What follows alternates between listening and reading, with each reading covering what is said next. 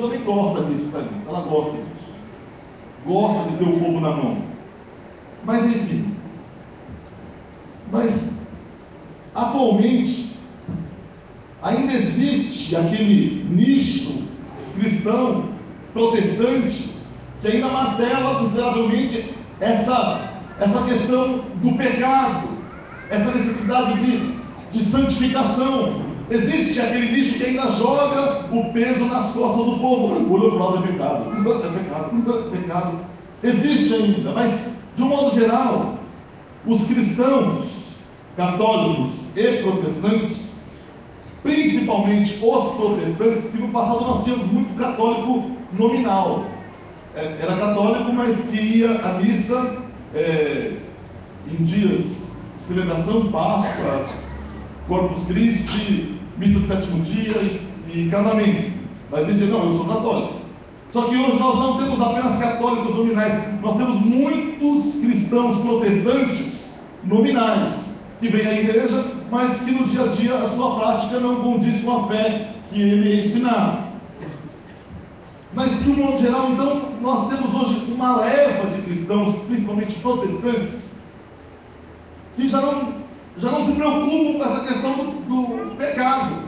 Deus é graça, Deus é misericórdia. Ei, irmão, vem que Deus perdoa, vem que... Então, a gente acabou passando por um afrouxamento nessa questão de santidade, de pecado, e até uma crise daquilo que é pecado, daquilo que não é pecado. Alguém comentou comigo que numa novela da Rede Globo, alguém disse assim, mas isso está na Bíblia, mas foi escrito há tantos mil anos atrás, hoje o mundo é diferente e tal. Então, essa crise de entender o que é pecado, o que não é pecado e tal. Então, nesse sentido todo, eu quero falar para vocês um pouco daquilo que o Wesley comenta sobre o pecado na vida do crente. Como que o crente, ele lida com o pecado? Como que ele lida com o pecado? Tá bom? Então, o texto base é aí, 2 Coríntios 5,17, que eu acho que nós podemos ler todos juntos, pode ser? 1, 2, 3. Portanto, se alguém está em Cristo, é nova criação. As coisas antigas já passaram, eis que surgiram coisas novas. Esse, então, é o texto base desse sermão de Wesley. Antes de entrarmos no sermão em si, vamos tentar conceituar o que é pecado. Então, com uma definição bem simplista, mas fundamentada sobre pecado, é que é todo ato ou sentimento que contrarie o propósito de Deus nas nossas vidas. Então, tudo que nós fazemos, deixamos crescer dentro de nós, que contrarie o propósito de Deus nas nossas vidas, é pecado. Por exemplo, Deus te ama. Opa, a irmã Hilda tem. Então, Deus te ama. Amém. Então, se Deus te ama, é justo você não cuidar do seu corpo, é justo você não cuidar da sua vida e ir se matando aos poucos, sei lá, com droga, com não sei o quê, com práticas que passam mal a você. Isso é pecado. Deus ama o seu próximo. Olha para o lado aí. Deus ama esse camarada, essa moça do seu lado. Então, se Deus ama essa pessoa, se Deus criou essa pessoa à sua imagem e semelhança, tudo o que eu fizer de mal contra essa pessoa é o quê? Pecado. Então, assim, um conceito simplista, alguns exemplos muito simples com relação a isso, sobre pecado. Mas é interessante nós notarmos que na Bíblia nós temos 3 conceituações de pecado, 3 visões sobre pecado na Bíblia. Nós temos o quê? Quando a gente está no Antigo Testamento, nós vemos Moisés dizendo que pecado tem a ver com atitude, pecado tem a ver com comportamento. Então Moisés diz lá, olha, idolatria é pecado, não terás outro Deus diante de ti. Moisés diz o quê? Desonrar os pais é pecado. Moisés diz que a atitude contra a vida do próximo, o assassinato é pecado, o adultério é pecado, Cobiçar a mulher do próximo é pecado. É pecado, é perigoso quando o próximo está bem próximo. Então, hashtag fica a dica. Moisés diz que furto é pecado, que falso testemunho é pecado. Então, quando a gente poderia ir só para Êxodo 20, para os 10 mandamentos, e se ligar que Moisés ele ensina o seguinte: olha, pecado é atitude, é comportamento, é ato. Aí a gente anda um pouco mais na Bíblia e vai até Jesus. E no Sermão da Montanha, Jesus ele conceitua o pecado novamente. Ele diz: olha, pecado é atitude sim, mas pecado também é motivação do coração. De modo que você não precisa adulterar, chegar às vias de fato, para que você peque. Se no seu coração você adulterou, você já pecou. Como diz a música daquele irmão, o irmão Mano Brown, ele diz: se só de pensar em matar já matou, prefiro ouvir o pastor. Então assim, só de pensar em matar, você já matou, você.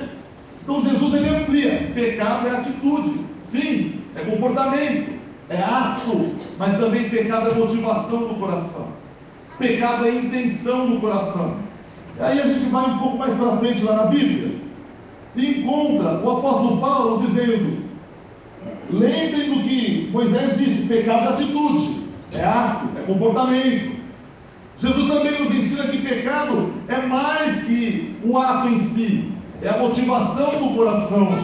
Então, eu posso não mentir, mas se eu me comportar de modo a enganar a pessoa, aí eu não menti, mas você veio do Sambariló para enganar, então você está pecando. Entendem isso?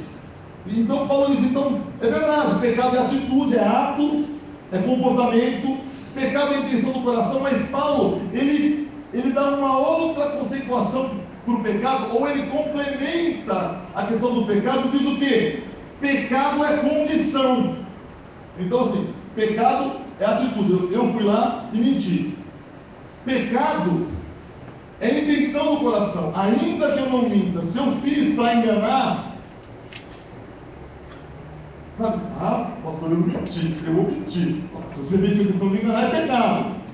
Então Jesus diz isso. E aí, Paulo diz o seguinte: olha, acontece o ato do pecado, surge a intenção no coração do pecado, porque a nossa condição é pecaminosa. Porque está em nós a natureza pecaminosa. Ou seja, você não é pecador porque você peca. Você peca porque você é pecador. Porque a sua condição é essa. E eu estava conversando com o Serginho e a Helena essa semana, e eu disse assim: alguém te ensinou a mentir? Não. Está na gente. Está na gente. Você não precisa pegar para o seu filho: vem cá que eu vou te ensinar a mentir, filho. O bichinho faz sozinho, porque é da natureza. Então, pecado é o ato, mas também pecado é a motivação. E pecado é o ato, é a motivação, porque é a nossa condição. E Paulo diz assim: miserável homem que sou, quem me livrará do corpo dessa morte? O bem que eu quero eu não faço, o mal que eu não quero eu acabo fazendo, porque está em mim. Então, a Bíblia então ela mostra essa tripla conceituação de pecado. E eu vou dar um exemplo na prática. Com quem? Com o cara que é o masterchef do pecado na Bíblia, né? A gente fala em pecado, mas esse cara era bom nisso, o rei Davi. Então, eu vou dar uns exemplos para vocês, a partir de Davi, desse negócio de pecado como o ato em si, de pecado como a motivação do coração, e o pecado como a condição, aquilo que está na gente por conta do pecado original lá de Adão e Eva. Então, Davi, ele revela o pecado como comportamento, atitude. Lá no Salmo 51,4 diz assim: contra ti pequei e fiz o que tu reprovas, de modo que justa é a tua sentença e tens razão em condenar-me. Então, olha, eu cometi um ato contra ti, Senhor. Pecado como comportamento, como atitude. E aí o próprio Davi, ele nos mostra também essa questão do pecado como motivação. Lá no Salmo 139, ele diz: Senhor, o Senhor me sonda e me conhece, ainda a palavra não chegou na boca, o Senhor já sabe o que eu vou falar, eu não tenho para onde correr, porque se eu subo o Senhor está, se eu desço o Senhor está, porque ele aponta para o pecado com essa intenção do coração, com essa motivação. E Davi continua, e ele também nos é exemplo do pecado como condição, quando ele diz o seguinte: sei que sou pecador desde que nasci, sim, desde que me concebeu minha mãe, em iniquidade eu nasci, eu fui gerado. Então Davi diz, isso nasceu comigo, porque quando Adão e Eva despencaram, a raça humana despencou junto. Eu queria fazer esse plano de fundo para que vocês entendessem que pecado é o ato, eu fui e menti. Pecado é a intenção do coração. Eu posso não ter mentido, mas o modo como eu fiz, o Pelé que eu dei, aquele drible com a intenção de enganar, também é pecado. E por que eu minto? Ou porque eu tenho a intenção de mentir? Porque eu nasci pecador. Então o pecado é o ato, é a intenção do coração, e o pecado também é a condição, é a natureza humana caída. Agora a gente pode ir para um pedacinho desse sermão de Wesley. E Wesley começa o sermão dizendo o seguinte: o pecado permanece em quem crê em Cristo. Ou seja, o pecado existe na vida do cristão. Eu venho à igreja, eu ouço a palavra, eu realmente me converti. Então, mas pode existir um pecado dentro de mim? E Wesley escreve esse sermão como uma resposta a uma linha de teologia protestante da época, que dizia que quando o cara se converte, ele não peca mais. Até o Wesley, ele andou por esse caminho por um tempo, e aí ele faz esse sermão meio que refutando essa ideia de que se converteu, não peca nunca mais. Ao mesmo tempo em que a Inglaterra em que vivia Wesley era um pandareco. A Inglaterra estava num nível de perversidade e de alcoolismo tão grande que dizem os historiadores que os bares tinham depósito de bêbado lá atrás. O cara caía, eu estava atrás. Então Wesley, para andar entre a perversidade da Inglaterra e a doutrina que dizia que se converteu você não peca mais, ele prega esse sermão. E a questão é: o cara se converteu, o pecado continua na vida dele? E a Bíblia nos ensina que mesmo os crentes em Cristo, até que eles sejam glorificados, levados para a glória eterna, eles vivem numa luta constante contra a sua própria natureza. Eles vivem numa luta constante contra o pecado. Isso porque o pecado não é apenas o ato em si. Eu posso não praticar o ato diariamente. O pecado não é apenas a intenção. Eu posso ter uma pureza de coração tão grande que eu não fique caindo em pecado. Mas o pecado reside dentro de mim porque eu sou pecador por natureza. Amém? Estão entendendo? Às vezes vocês digam amém, provavelmente se vocês estão... Ajuda. Plateia, ajuda. Porque é isso. Então a resposta é: o pecado permanece em quem crê em Cristo? Sim, ele permanece, mas não deve permanecer como prática. Ele permanece, mas não deve permanecer como a intenção do coração constante em fazer o mal, em cobiçar a mulher do próximo, em enganar o outro, em querer matar. Eu não esganei o China, mas eu quero matar o China, porque o China dança bem melhor do que eu. Ontem nós tivemos um jantar de casais até 20 anos aqui. E eu vou dizer uma coisa para os irmãos. Eu uma hora que falei: abraça o seu irmão cheio. Né? Dança com ele. E a frase que ficou na minha cabeça foi o rótulo assim: pastor, os irmãos estão indo pro forró em vez de ir pro culto, porque eles pedem falsa aqui. Eu vou dizer: Netinho, Xuxa e China. Mas enfim, engraçado que o Xuxa, né? Eu não imaginava que o Xuxa fosse todo coisa de... Você acha que a Lu que é... Não, a Lu é bichinha pra mim. Alexandre Benítez está fazendo os negócios com pés. Não, ó. Miserável homem que sou. Que minha mulher falava, 2 palavras para cá, não vai, 2 é muito, vai um só.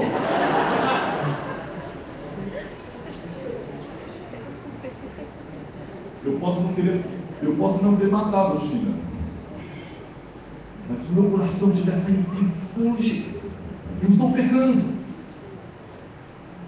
porque o pecado ele reside no crente, porque mesmo convertido, ele carrega consigo a natureza pecaminosa.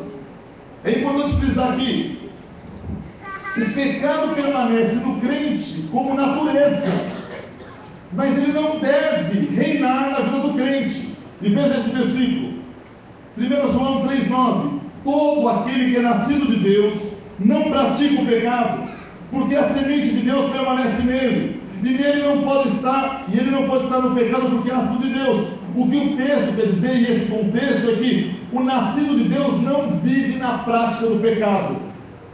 Mas no versículo de 1 João 5,18: sabemos que todo aquele que é nascido de Deus não está no pecado. Aquele que nasceu de Deus o protege, e o maligno não o atinge. O que isso quer dizer é que, embora a natureza pecaminosa esteja em mim, esteja no Felipe, esteja no Samuel, porque nós somos pecadores essencialmente, ela não nos domina.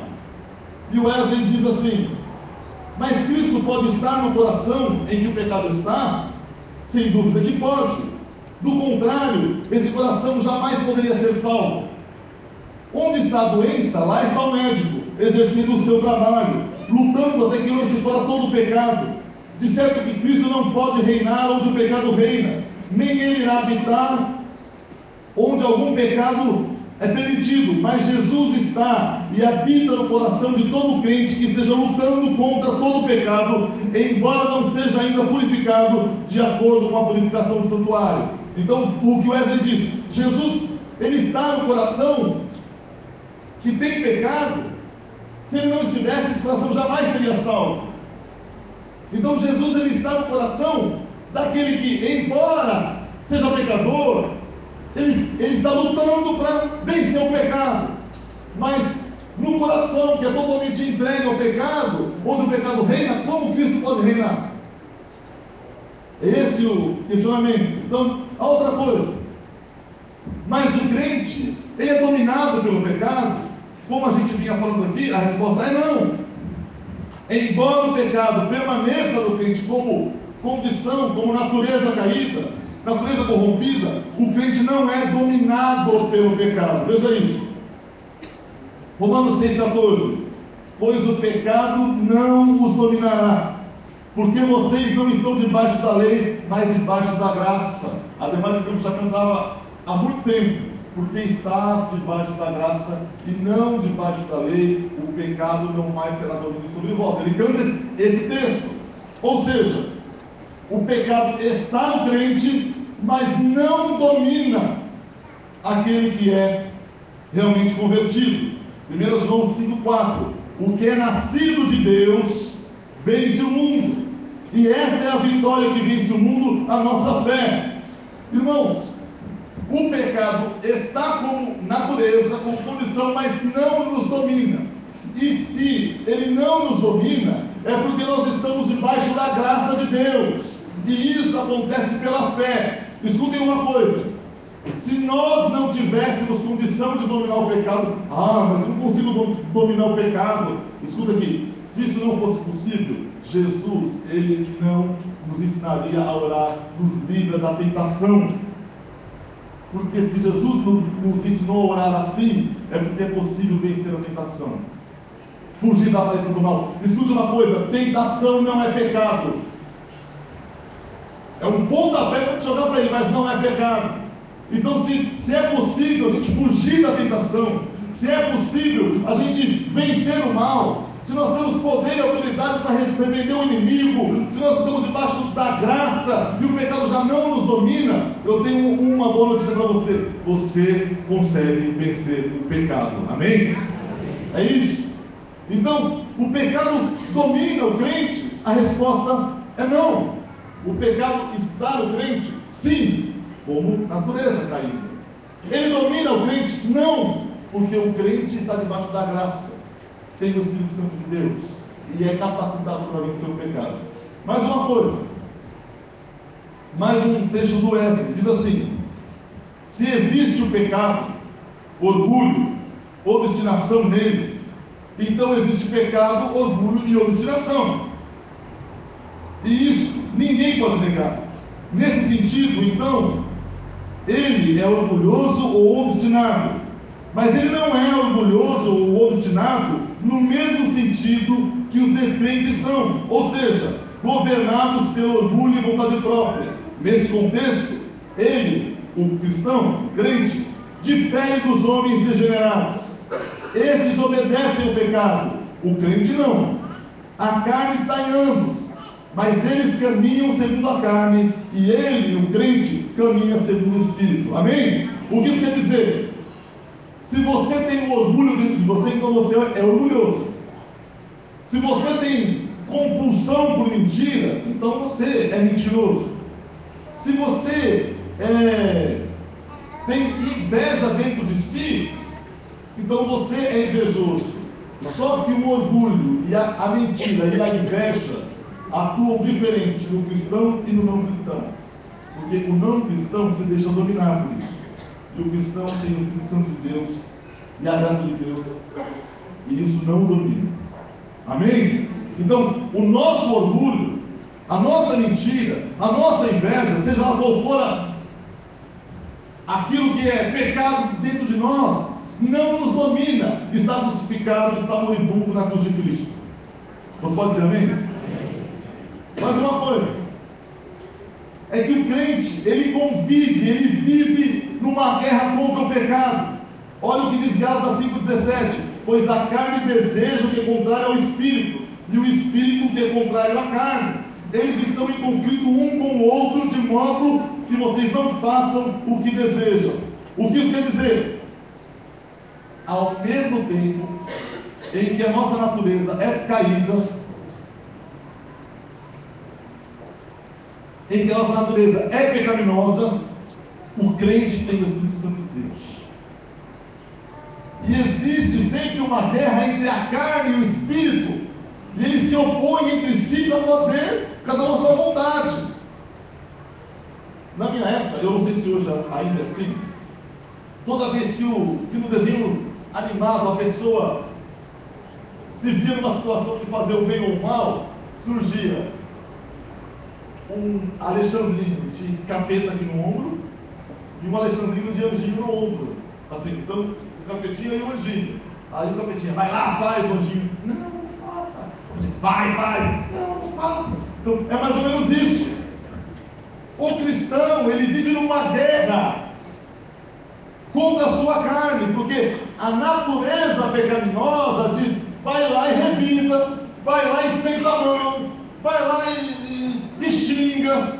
E o Espírito está dizendo assim: olha, perdoa 70 vezes 7, ama como Cristo amou, ele é fraco na fé, ele não conhece a verdade. Irmãos, escutem uma coisa: eu não sei por que crente fica batendo boca com quem não conhece a palavra.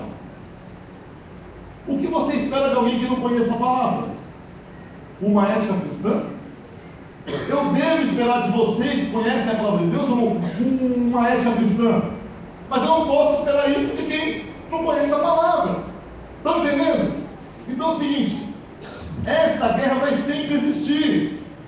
E aí o nosso amigo Wesley, ele diz: dessa forma, os crentes são exortados continuamente a vigiar contra a carne, tanto quanto contra o mundo e o diabo. Isso concorda com a experiência constante dos filhos de Deus. Enquanto eles sentem esse testemunho, os crentes, em si mesmos, eles sentem sua vontade, não totalmente resignada à vontade de Deus. Eles sabem que eles estão nele, mas ainda encontram um coração pronto a se separar dele, uma propensão para o mal, em muitas instâncias, e uma relutância para o que é bom. Então, o que o Wesley diz? Que o cristão, ele vive no fio da navalha, porque a carne manda ele sentar a mão, e o Espírito manda ele praticar o amor. A carne manda ele desistir do Evangelho, e o Espírito manda ele ficar firme no Senhor. A carne manda ele partir para a relação sexual